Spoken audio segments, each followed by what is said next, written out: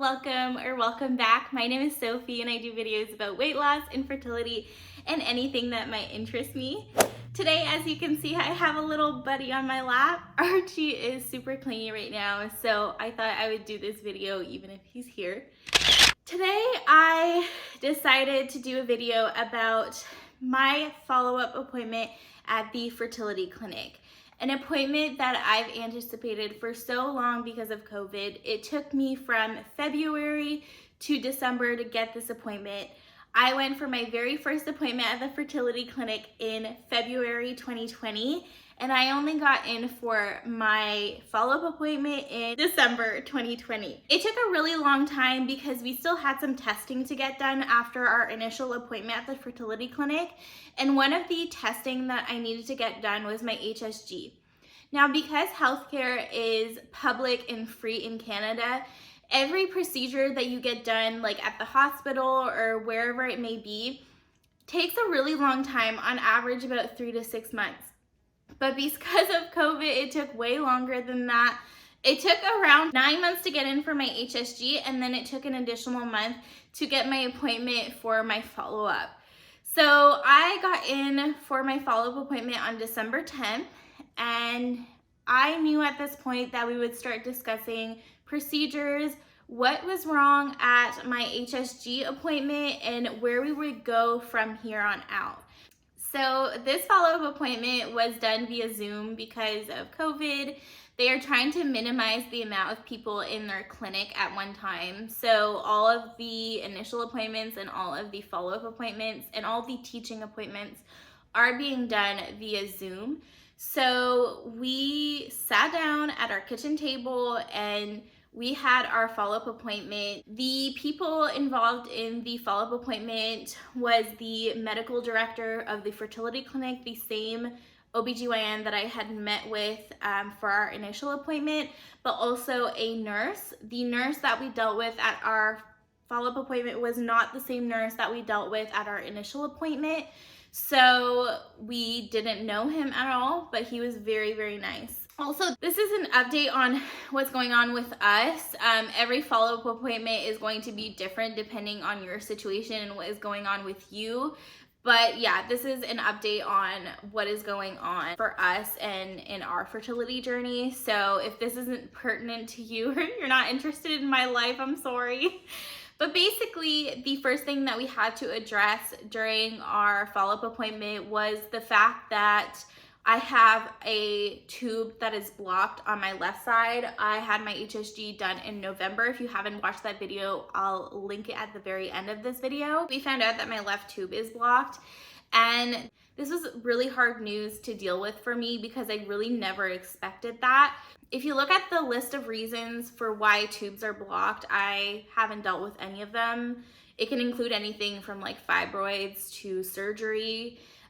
But yeah, I haven't dealt with any of that. So to have a blocked tube was quite the shock. And that was one of the first questions I had for him at our follow-up appointment. Like, why do you think I have a blocked tube? And obviously he couldn't give me straight answers. There would be a lot more testing to get done. But he said that it's either super random and he doesn't know why.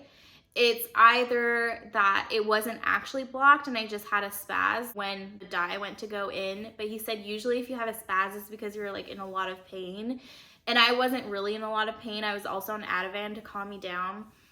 So that seems less likely for me, to be honest. And then the third reason would be a birth defect. So something that I've been living with my entire life and obviously would only find out when trying to conceive. I wouldn't have known otherwise. Basically, he said that if I really wanted to know if it's truly blocked, he would at this point do either another HSG, which he said, like, you know, it would be really painful and I don't know if I would put you through that again. And then the other way he would be able to know is if we did a small surgery. So he would cut into my stomach, go in with the dye that way, from what I understood, and then he would try to push through.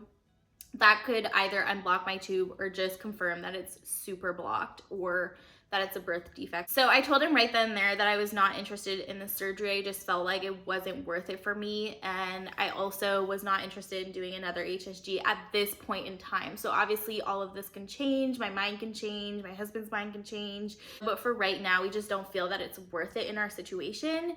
So then he wanted to talk about procedures and where we should go from here and like what he recommends and everything. And this is what we were anticipating from this meeting. So he gave us some options. The first option is to go in for a surgery to get my tube unblocked, which I think is like the same type of surgery he was explaining at the beginning to see if it even is blocked. So I said no to that. And then he said that we have the option of IUI or IVF. I had a lot of questions for him at this point because I really wanted to know what the success rates are and if it was worth it for us to try IUI. When I asked if it was worth it to try IUI, basically what he explained to me is that unfortunately every single month that we're trying naturally, we have around 50% less chance than anybody else, because if my eggs are on the left side on any given month, I have 0% chance of conceiving unless the egg makes its way to my right tube. And after trying for 2+ years, obviously that's not happening for me. He also said with IUI, I have less chance of success than someone who has 2 open tubes. And I think that's true. Like, I get that. I understand that. He said the good thing with IUI is he would do IUI with medication. So I would be on letrozole, which increases the amount of eggs that you produce. And with that, it increases my chances personally of conceiving even more, because that means there's a lot more chance that I have eggs on the right side. And I could even have multiple eggs on the right side, which wouldn't happen month to month for me naturally. And then on top of that, I would have ultrasounds monitoring everything throughout the month. So they would know exactly what's going on with my cycle. It would give us more answers in general. He also said that if I do IUI, I have a day 3 ultrasound, which will tell me a couple of things. There are 2 reasons why he would stop the IUI at that point in time, at the very beginning. So if I go in for the day 3 ultrasound and there is actually liquid spilling into my right tube from the left tube, he would stop the IUI immediately and I would be scheduled in for a tube removal, because that means that my left tube is full of liquid that is basically poison for my right tube. So he would remove my tube at that point immediately. So that's more answers that we'll get when I do the IUI.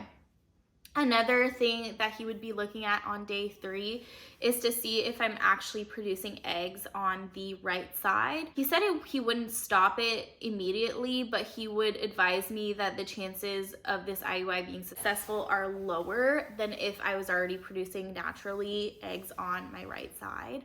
But the letrozole could have me produce eggs on the right side either way. So with the IUI, I'm just getting a lot of questions answered that I wouldn't get otherwise. So just that alone made me want to go forward with an IUI. With the IVF, he was very clear with the fact that it's probably my best option because I do have a blocked tube. And I mean, IVF has such a high success rate compared to everything else that he really wanted me to consider that. But what we've decided to do and go ahead with is an IUI. It's a hefty bill. I mean, less than IVF, but still. And we're going to get some answers and see if this might help us out. And I felt really good going out of that appointment. We have a few blood tests to get done before IUI, so he needs to check us for all STDs, and he's also checking my vitamin D level. My vitamin D level should be okay because I do take vitamin D every single day, and I told the nurse that. The process of the follow-up appointment was very similar to my initial appointment at the fertility clinic, in the sense that I talked to the doctor at the very beginning. He explained what was wrong with my tube. He explained that I had these options. We decided on the option, and then once we decided our IUI, he left and we talked to the nurse so that he could explain the procedure.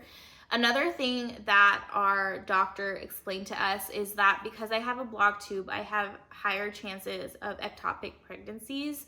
So my tube is blocked at the very beginning. It's blocked right where it meets my uterus.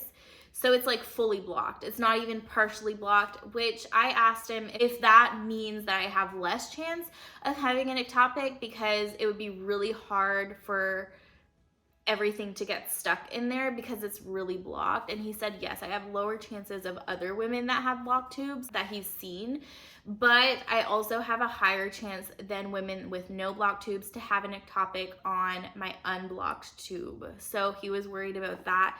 He said because of that, I would have an extra ultrasound. If I got pregnant from the IUI, I would have an extra ultrasound to make sure that I'm not having an ectopic pregnancy because of that, because I am high risk of getting one. So that's kind of the situation with the follow-up appointment. I feel really excited and happy that we're going forward with something. And basically the plan is to have our IUI, and if it doesn't work, we are going to reassess afterwards. So that's what he recommended to us, and that's kind of what I was going to recommend for myself anyways. I really want to go through the IUI and see how that goes and see what that's like before making any other decisions on our journey. I don't want to make a rash decision. I don't want to go straight to IVF. I'm still young enough that I have the time to make those decisions. And I understand people who don't have that time. And so I understand why people go straight to IVF. But for me, like, that's scary. That's so scary. So I really just want to take baby steps, and I want to start with IUI and see exactly how that goes and then reassess. So we will probably end up having a second follow-up appointment with our OBGYN if it doesn't succeed. So basically, that's what it's like to have your follow-up appointment. It's just a huge discussion into what is happening, and it's an exciting appointment because you really get answers. You really know where you're going from there, and I hope that it gives you some insight into what it could be for you. Everybody's different and everybody's journey is different, but that's what it was like for me, and I will update you guys when I do the IUI. So I'm probably going to vlog and take videos the whole way through my IUI, and I'll do a video about what it's like to have an IUI and all the medication and the steps that you take to do an IUI, because I know that would be really helpful for some of you and interesting for others. And so yeah, that's my plan going forward. I hope you liked this video, and if you did, please like, please subscribe, and please comment. It helps me out a ton. It helps me and my channel out a ton, and I would super appreciate it. I will see you guys in the next video. Bye.